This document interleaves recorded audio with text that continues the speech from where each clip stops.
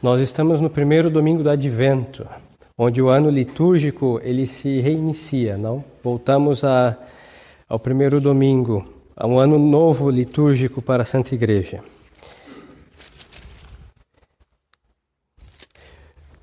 O Santo Evangelho é segundo São Lucas e nos diz: Naquele tempo, disse Jesus a seus discípulos: haverá sinais no sol e na lua, nas estrelas e na terra, consternação dos povos pela confusão do bramido do mar e das ondas, mirrando-se os homens de susto na expectativa do que virá sobre todo o mundo. Porque as virtudes do céu se abalarão. Então verão o Filho do Homem vir sobre uma nuvem com grande poder e majestade. Quando começarem, pois, a cumprir-se estas coisas, olhai e levantai as vossas cabeças, porque está próxima a vossa redenção. E disse-lhes esta comparação: Vede a figueira e todas as árvores, quando começam a desabrochar, conhecereis que está perto o estio. Assim também, quando virdes que se acontecem estas coisas, sabei que está próximo o reino de Deus.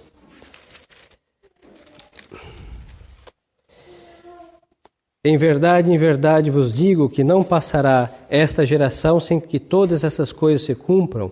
Passará o céu e a terra, mas as minhas palavras não passarão. Em nome do Pai, do Filho e do Espírito Santo. Amém. Ave Maria, cheia de graça, o Senhor é convosco.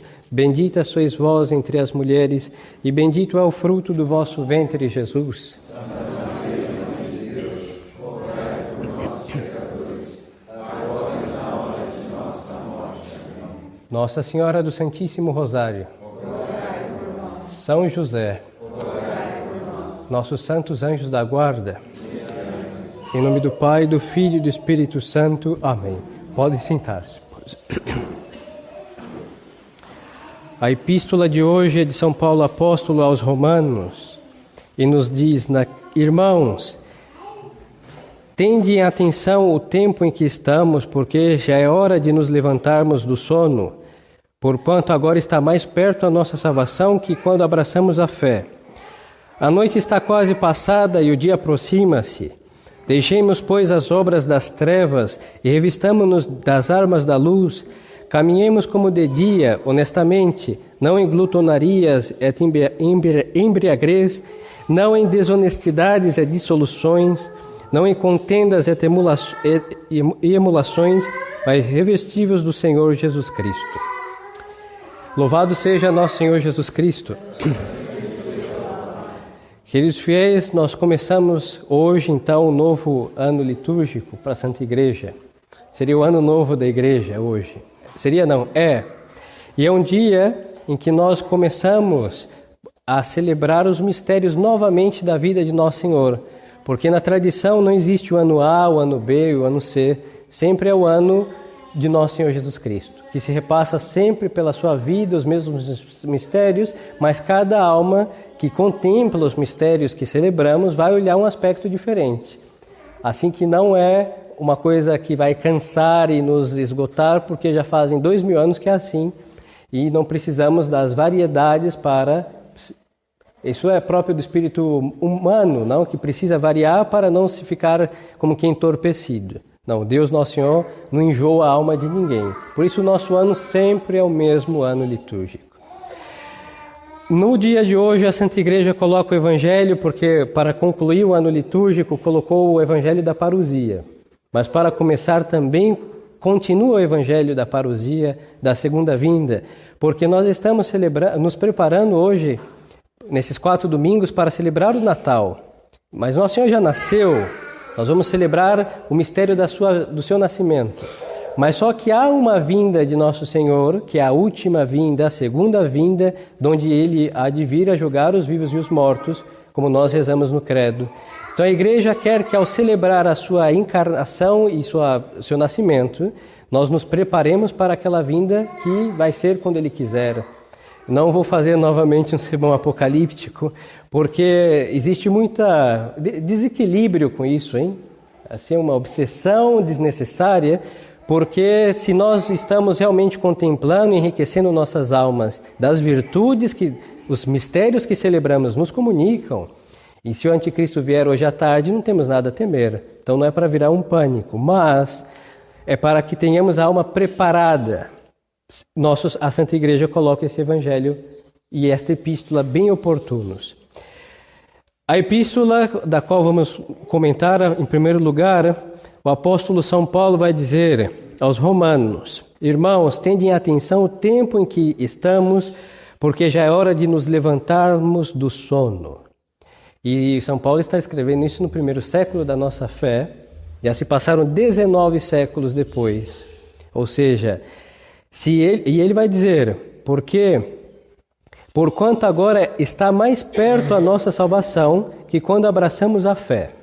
Se eles abraçaram a fé no século I, e quando São Paulo disse que, agora está mais perto que como abraçamos a fé, quanto mais para nós que já fazem 2000 anos que a fé foi ensinada por nosso Senhor, foi comunicada aos apóstolos, então nós estamos muito mais próximos da salvação do que aqueles que no primeiro século abraçaram. Mas São Paulo está dizendo assim,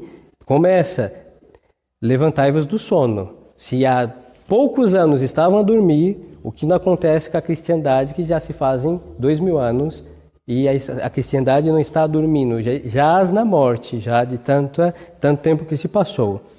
E vai dizer o apóstolo: a noite está quase passada e o dia aproxima-se. Deixemos, pois, as obras das trevas e revistamo-nos das armas da luz. Para nós, a providência do bom Deus, nosso Senhor, foi uma catequese. Acabamos de vir para cá e encontramos com almas que passaram a noite no pecado e todo esse breve inferno que vimos, as almas que saíram daí se arrastando. Pois então, outrora, quando o homem tinha vergonha, como se diz, ou simples vergonha na cara, o pecado era feito às escondidas. Por isso São Paulo está dizendo, olha, estamos na luz do dia, então vamos obrar honestamente. Por quê? Porque as coisas do mal são feitas durante a noite. Eram feitas durante a noite, as pessoas tinham vergonha de estar no estado desse pleno domingo às 9 da manhã. Mas hoje se perdeu a vergonha e as pessoas dormem constantemente no pecado. Queridos fiéis, o sono que São Paulo está dizendo é aquele grande cansaço que todos nós sentimos na prática da virtude, ou uma prática da virtude meia-meia, em que nós não vemos o efeito da virtude na nossa alma porque está meia-meia, então a alma vai se entorpecendo, vai dormindo, vai se cansando e vai se entregando a Deus parcialmente até o momento que não se entrega mais a Deus. É como quem está dormindo, é incapaz de uma comunicação social, está em um estado absolutamente passivo. E é isso que o pecado faz com as almas. O pecador é uma alma que dorme constantemente. Porque ele não está apto, porque ele não quer se despertar para trabalhar para a virtude, mas só que para o pecado ele tem no seu descanso as forças para malgastá-las nos seus vícios. E nós vimos essa quantidade de jovem que, se fosse para rezar um terço conosco, na terceira dezena estariam inservíveis. Mas para uma noite inteira entre álcool, droga e outras coisas, existe toda aquela boa disposição. Por quê? Porque para Deus eles estão dormindo. Eles não gastaram as suas forças bem gastadas para praticar o bem. Mas o mal, o demônio, ao contrário, ele trata muito bem, com carícias, e os mantém nos seus prazeres em prazeres, e nesses prazeres vão descansando, e ali recobram forças para o próximo dia, de tal modo que, se essa festa durasse 3 dias, nos 3 dias eles estariam com a melhor das disposições para aguentar até o último dia, com todo o pique, com todo o gás, como dizem. Por quê? Porque realmente estão dormindo para Deus, e toda esta força que a alma tem, ela vai usar para o pecado. Por isso São Paulo está dizendo, vamos acordar, é dia e nós temos que trabalhar para a nossa salvação. Nós estávamos dormindo nas trevas do pecado, nós estávamos na idolatria, dirá, e todos esses que São Paulo se refere são romanos, que até ontem eram idólatras, e andavam de templos em templos, sacrificando animais tras animais, fazendo suas festas e servindo seus deuses, sem cansar, sem parar. E agora que é para servir um só Deus verdadeiro, só um, que agora é para oferecer o único sacrifício, e não é nem os senhores que têm que trazer os animais e nada disso, Nosso Senhor, o Cordeiro de Deus que vem e se imola, e então as almas estão cansadas. e vão dormir. Isso é uma coisa assustadora, já assustadora aos olhos de São Paulo, e deve ser muito mais assustador aos nossos olhos, porque os tempos pioraram. Deus exige muito menos que Satanás, queridos fiéis. Isso é simples, hein? Nosso Senhor exige muito menos que o diabo, mas o diabo é muito mais servido do que Deus Nosso Senhor. É uma coisa assustadora. Parece que o homem tem o prazer de estar abaixo da tirania opressora do ser das trevas. Porque nós sabemos que Deus Nosso Senhor, tudo que Ele exige, tudo, Ele dá a graça para fazer. Nós temos a graça de obedecer um plano de vida, nós temos a graça de trabalhar bem e aí encontrar mesmo o nosso sacrifício, muitas graças, inclusive para a nossa santificação. Nosso Senhor nos manda rezar, mas Nosso Senhor nos dá a graça de cumprir com a nossa oração, do credo, do terço, terminando uma Salve Rainha. Todo mundo que começou a rezar tem a graça de concluí-la. E de perseverar, se conseguir um terço ou um rosário hoje, é sinal que pode-se rezar um terço ou um rosário até o último dia de nossa vida. A mesma graça que repousou hoje, repousará em todos os momentos. Deus Nosso Senhor deixou somente 10 exigências, que são os 10 mandamentos, e nos deixa a graça contínua, atual, para obedecer a cada um deles. Assim que as exigências de Deus são menores em quantidade, são muito mais sérias em qualidade, obviamente, mas só que Deus já dá tudo, hein? Só basta o homem se submeter e fazer o que tem que ser feito, o que está nos mandamentos de Nosso Senhor. Mas as leis do demônio são inúmeras, e todas, obviamente, em contradição com as leis de Nosso Senhor, e o homem sabe que obedecendo o pecado encontra nele o seu grande mal, a sua ruína, porque nenhuma dessas almas agora que acabou tudo estão felizes. Daqui a 5 horas, quando se levantarem, será tarde, estarão numa profunda depressão, porque o diabo não enche a alma de ninguém, de nada. Ele é o ser do grande vazio, o grande do caos e da depressão. E por isso nós vemos o homem mesmo com tanta alegria estar profundamente triste, porque ele é nada mais que um ser que sonolento se entregou, traz uma ação e outra para aqueles prazeres e aquelas coisas, mas no final de contas ele vai dormir e o seu maior prazer serão agora essas horas durante o dia, que ele estará fora de si, dormindo e descansando da sua embriaguez. Assim que este sono é um grande pecado, porque as almas que estão nesse sono anestesiadas pelas paixões, pelos vícios servidos e por todo esse mundo sendo a referência de sua vida e o seu norte, o seu guia, as almas estão dormindo e elas neste sono elas encontrarão nada mais que a morte eterna. Por isso São Paulo diz, é hora de levantar, a nossa salvação está próxima, e quando se aproxima a nossa salvação, nós temos que estar obrando para que quando o nosso Senhor vier, não nos encontre, dormidos, será triste, ou então com as nossas mãos vazias. Nosso Senhor não pode nos encontrar nesse estado. E por isso, há 2000 anos atrás, temos o grito de São Paulo para quê? Para que nos despertemos. Por isso, o Evangelho de hoje, Nosso Senhor, São Paulo, em perfeita harmonia com Nosso Senhor vai dizer assim, quando virdes esses sinais apocalípticos, levantai as vossas cabeças. Por quê? Porque se aproxima a vossa redenção. E para levantar as cabeças, temos que estar literalmente despertos. E olhar e contemplar os sinais da vinda do nosso Redentor, está com prontidão. Quem tem a cabeça erguida está em prontidão de alma. E é isso que nós devemos ter, e para isso nós não podemos estar dormindo. E eu vou lhes dizer, este sono, lhes dizia, do pecador, mas na prática da virtude, muitos nós estamos dormindo. Nós nos contentamos com a Santa Missa de hoje, que é uma graça imensa de Nosso Senhor, com a confissão que todos nós recebemos, que é uma graça imensa também de nosso Divino Redentor, e nisso temos que ser agradecidos, mas só que a nossa fé católica não é só estar confessados e receber hoje a Santíssima Eucaristia. A confissão e a Santíssima Eucaristia é um princípio vital para que, assim como nós temos a vida, e a vida vai se desenvolvendo desde o primeiro instante da concepção até a sepultura, que aí começa a morte, morreu e aí a vida, cessou do corpo, mas está continuamente, o corpo humano está continuamente lutando para viver e contra os agentes que querem abreviar sua vida. É magnífico, mas a vida é algo ativo, para manter-se, faz brigas, é bélica, os anticorpos no organismo de cada um, dia e noite brigando contra os organismos lá estranhos que querem desfazer a ordem posta pelo autor da vida. Então a alma fiel, que vive da vida de Nosso Senhor, por isso nós nos confessamos, que viverá da vida de Nosso Senhor de outro modo, que vem pela Santíssima Eucaristia, não pode ficar passiva.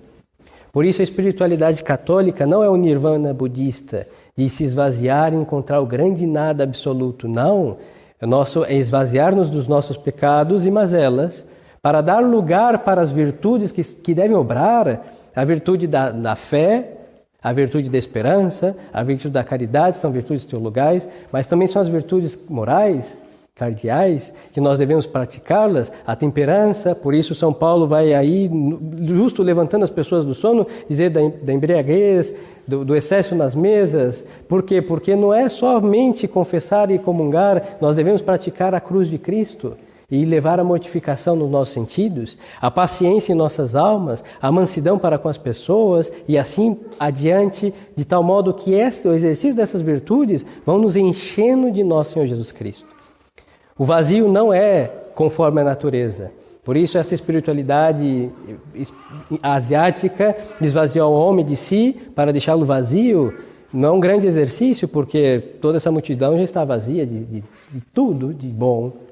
Agora, Nosso Senhor quer um espaço somente dele, e esse espaço se chama alma do homem, por isso as virtudes abrangem desde o intelecto ao mais exterior do homem, como a modéstia. De tal modo que o homem virtuoso está impregnado de Jesus Cristo, nosso Senhor e Deus, desde o interior do seu intelecto pela verdade, até o mais simples do seu gesto, do seu falar, do seu como responde, como em tudo, absolutamente cheio de nosso Senhor Jesus Cristo. Então, para isso, nós não podemos estar dormindo. E às vezes nós dormimos à sombra de semelhante caudal de graça, nesses prados de Nosso Senhor como seu altar, e pensamos que a graça de Deus fará o que nós não fazemos. Não é isso.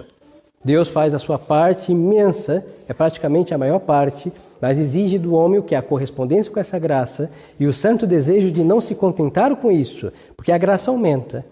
Então hoje, confessados e comungados, a próxima confissão e comunhão pode ser melhor do que a de hoje, e assim o homem vai de bem a melhor, do melhor ao ótimo, e sempre vai crescendo e vai se unindo a Deus Nosso Senhor. Mas para isso é necessário que não esteja dormindo, com um espírito de mesquinhez para com Deus, medindo as coisas divinas, que todas são medidas em contada a conta-gotas. Por quê? Porque o homem sonolento faz as coisas parcialmente. Mas o homem desperto e com santa disposição de fazer o bem e fazê-lo com heroísmo, ele não faz as coisas pela metade. Então peçamos a Nosso Senhor que nos desperte desse sono. E aí são os grandes beliscões que Deus dá na vida, As grandes tribulações que nós passamos são justamente as mãos de Deus que nos apertam para despertar do sono, e aqueles que vivem de bem a prazer traz prazer, que tudo está muito bem, porque não sentem os beliscões de Deus, porque já estão anestesiados para dormir, já têm um dispositivo interno para não acordar para a vida eterna, e por isso vivem desse jeito, e assim vão de mal em mal até encontrar a sua ruína. Se estamos aqui para salvar-nos, então devemos praticar essas virtudes.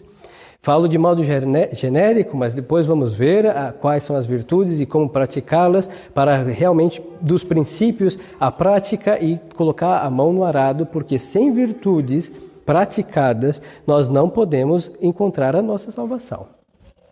Por isso a vida católica é uma vida de grande trabalho. Olhamos para os santos e os vemos hoje nos altares, mas todos eles praticaram essas virtudes e não são fáceis. Não é fácil ser caridoso, não é fácil ser paciente. Hoje, com essas pressas do mundo, a paciência se faz cada vez mais difícil, mas com Nosso Senhor tudo isso é possível. E a alma que quer já tem um bom caminho trilhado. Querer imitar Nosso Senhor, querer realmente se configurar, mas a Nosso Senhor, a altura cada vez mais próxima de semelhante altura, e não ser mesquinhos. Esse espírito mesquinho que está entre nós católicos, é a causa de porque muitos apostatam.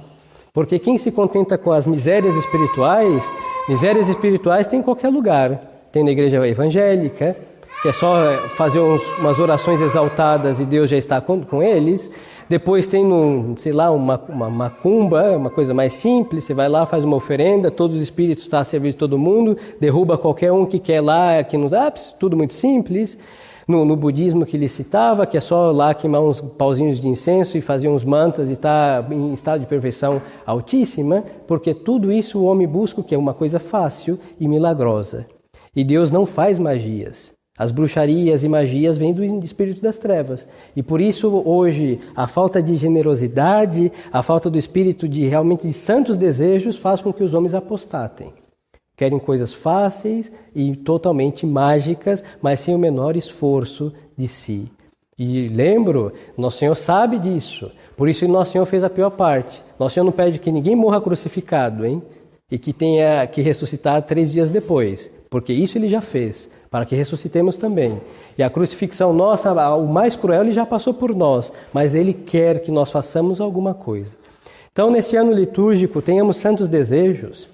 É tempo de lutar contra o pecado, hein? Então vamos ver, cada um analise em sua alma qual é o pecado que está devastando a alma dos senhores, nossas almas. Então será deste domingo um propósito para oferecer ao presépio do Menino Jesus uma luta. Senhor, eu vos ofereço nesse presépio a graça de vencer tal paixão, tal pecado. Temos muitíssimos, mas que seja aquele que mais devasta a nossa alma. E assim no próximo domingo do Advento, nós temos, com a graça de Deus, tudo para vencer esse pecado. E vencendo, já que é o mais devastador, um monte de pecados são vencidos junto com ele. E assim é um segredo de vencer-se a si mesmo, celebrando os mistérios de Nosso Senhor. Assinou a nossa liturgia, que não é isso, mas acaba sendo para nós um trato burocrático com a religião. Venho, rezo, assisto a Santa Missa, vou embora e os nossos vícios ficam intocáveis. E isso não pode acontecer. Em cada contato com a nossa religião, em cada prática de piedade, nós temos que tentar dar realmente um tiro nos nossos vícios, que são demônios que nós vamos servindo. Outrora eram os ídolos dos pagãos, e hoje nós temos o Deus verdadeiro, graças a Deus, mas só que muitos ídolos de pecado são tratados como deuses falsos que estão dentro da nossa alma. Coisa tão lamentável quanto adorar falsos deuses. Então é hora de entrar no altar da nossa alma e destruir todos os altares que não for de Deus. Destruir tudo que está ali servindo de oferendas e serviços que não é por Deus verdadeiro e colocar Deus na nossa alma. Como esse templo que Deus está sendo servido exclusivamente, na alma do homem Deus tem que ser servido unicamente Deus nosso Senhor. Então destruir tudo. Vai ser a luxúria, vai ser a ira, vai ser o orgulho, vai ser tudo, chutar. E para isso precisamos da onipotência de Deus, porque estamos lutando contra um demônio que está dentro da alma, escravizando-a e arrastando para o inferno. Então façamos esse santo propósito. As almas que desejam muitas coisas espirituais, Nosso Senhor se alegra muitíssimo, porque tudo que nós desejamos é pouco em comparação àquilo que Deus quer nos dar. Então sejamos generosos de almas. Para concluir, dia 27 deste mês de novembro foi a festa de Nossa Senhora das Graças, a medalha milagrosa. Em uma das suas aparições, a Santa Catarina de Lauboré, ela apareceu com muitos anéis em suas mãos. Nossa Senhora Maria Santíssima, muitos. E de um saiu muita luz e de outros pouca ou nenhuma. E a Santa, mulher, estava reparando os anéis de Nossa Senhora, não? Se fosse um santo, não teria percebido esse detalhe. Mas nesse detalhe está aí Nossa Senhora das Graças, não? Pergunta, minha mãe, mas por que de certos anéis tanta luz, de outros pouca e de outros nenhuma? E Nossa Senhora diz, olha, esses anéis são as graças que eu quero dar, mas e aqueles que não saem luz são as graças que eles não pedem, meus filhos. Por isso ela quer que peça. Então só pede quem quer receber. Se de anéis de Nossa Senhora tem aquelas joias preciosas, tem algumas que não saem raios, é porque nós não queremos as graças. E isso é uma desgraça imensa. Não querer as graças que estão nas mãos de Nossa Senhora para nos dar. Lá estão as joias para o Padre, para a alma de cada um, e Nossa Senhora fica com as mãos pesadas de graças, carregando joias e joias, e os seus filhos na miséria, porque não diz, minha mãe, dai-me tal coisa. E aí é uma grande insanidade. Então, peçamos. Nosso Senhor quer que peçamos. As joias estão nas mãos de Nossa Senhora para nos enriquecer, de graça devemos pedir, e quem pede muito porque quer muito, e muito é o que Deus quer dar-nos. E falo isso da vida espiritual, não só dos bens terrenais que não nos importam necessariamente, mas das graças para enriquecer nossas almas e nos tornarmos santos de verdade, com as almas enriquecidas das graças que estão nas mãos de Nossa Senhora Maria Santíssima. Então, que todos tenhamos um santo ano litúrgico, com santos desejos de nos assemelhar aos mistérios que nós celebramos, e peçamos para isso o auxílio de Maria Santíssima, Nossa Senhora, para que o façamos com perfeição, ajudados por ela, adestrados pelas mãos dela, e aí teremos a certeza que, com esses desejos e auxílio, seremos, sim, configurados cada ano, cada vez mais semelhante a Nosso Senhor, e nisso encontraremos a perfeição das nossas almas. Louvado seja nosso Senhor Jesus Cristo. Em nome do Pai, e do Filho, e do Espírito Santo. Amém.